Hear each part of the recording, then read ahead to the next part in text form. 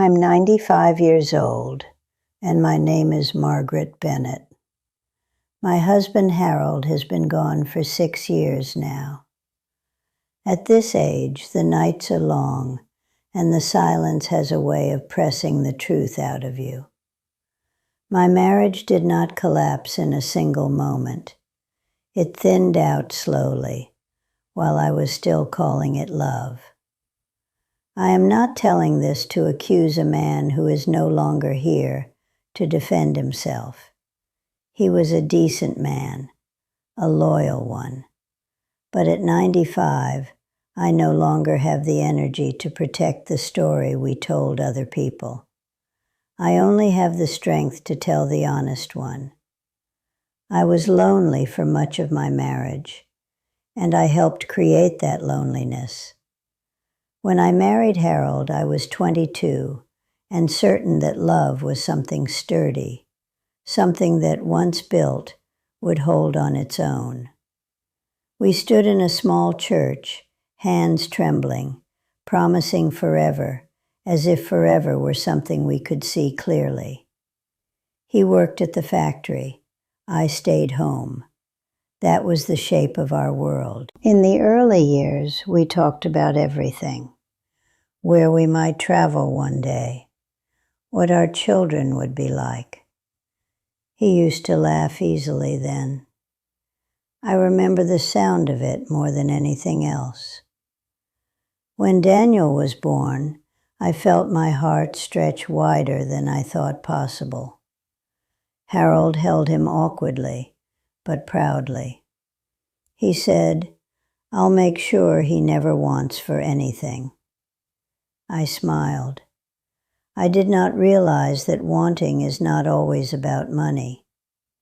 When Sarah came along 2 years later, our home filled with noise and movement. I barely slept. I barely sat down. My days were diapers, bottles, laundry, small hands tugging at my skirt. Harold began working longer hours.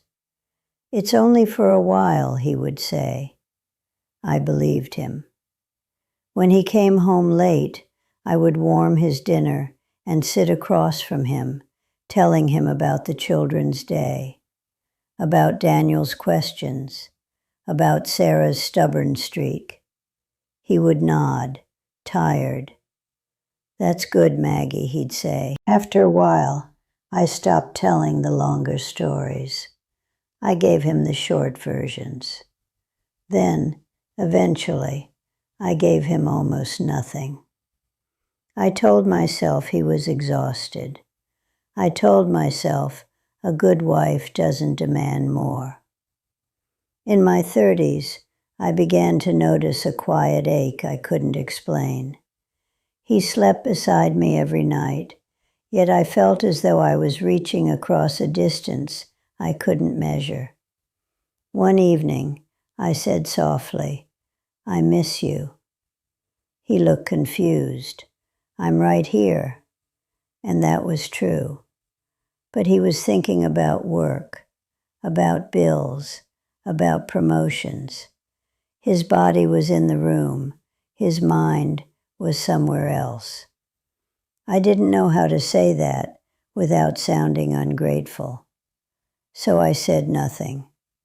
The marriage didn't crack. It didn't shatter. It dimmed. Daniel had a school play when he was 8. Harold promised to try to make it. He didn't. I sat in the audience alone. When Daniel stepped onto the stage, he searched the crowd. I clapped loudly enough for 2 parents. On the drive home, Daniel asked, "Was Dad busy again?" "Yes," I said. "He's doing this for us." I defended the life that was quietly leaving me empty. In our 40s, the children grew independent. The house no longer echoed with constant noise. I thought that once things slowed down, Harold and I would rediscover each other. Instead, we discovered how little we knew about who we had become. He talked about work. I talked about the children. When those subjects ran out, silence settled between us like a third presence. I joined a reading group at the library. I began volunteering, not to escape him, but to feel visible somewhere. He never objected. He also never asked what those afternoons meant to me. When he was promoted to supervisor, he came home glowing with pride. I hugged him. I truly was proud. He had worked for decades to reach that point. But that night, as we sat at the table, I felt something shift. His greatest triumphs happened in a world where I did not exist. And my quiet disappointments happened in a world he never entered. We shared a house. We shared children. We did not always share ourselves. I never screamed. I never threatened to leave. That wasn't the way I was raised. You stayed. You endured. You kept the peace. Peace can look very calm from the outside. Inside, it can feel like hunger. In our 60s, retirement arrived. Suddenly, he was home all day. I thought maybe now we would talk, really talk. But habits are strong things. He read the newspaper. I folded laundry. The television filled the air. One afternoon, I turned it off. "Do you think we're close?" I asked. He looked surprised. "Of course we are." I wanted to believe him. But closeness is not measured by years spent under the same roof. It is measured by how safe you feel speaking your truth. And I had not felt safe doing that in a long time. The turning point came when my health began to fail in my late 80s. Fatigue at first, then tests, then the quiet seriousness in doctors' voices. By then we were both old. He came to the appointments. He held my hand in waiting rooms. He drove carefully, slower than he used to. One day, sitting in the car after an appointment, I looked at him and saw the boy he once was, buried under decades of duty. "We had a good life," I said. "Yes," he answered quickly. I took a breath. "I used to feel alone," I said, "even when you were sitting next to me." He stared ahead at the windshield. "I was doing everything I could," he replied. "I know," I whispered. And I did know. That is what makes it complicated. He loved me in the way he understood love, providing, staying faithful, coming home every night. I needed something else too: attention, curiosity, conversation that wandered without purpose. By the time we understood the gap between us, my body was already growing weaker.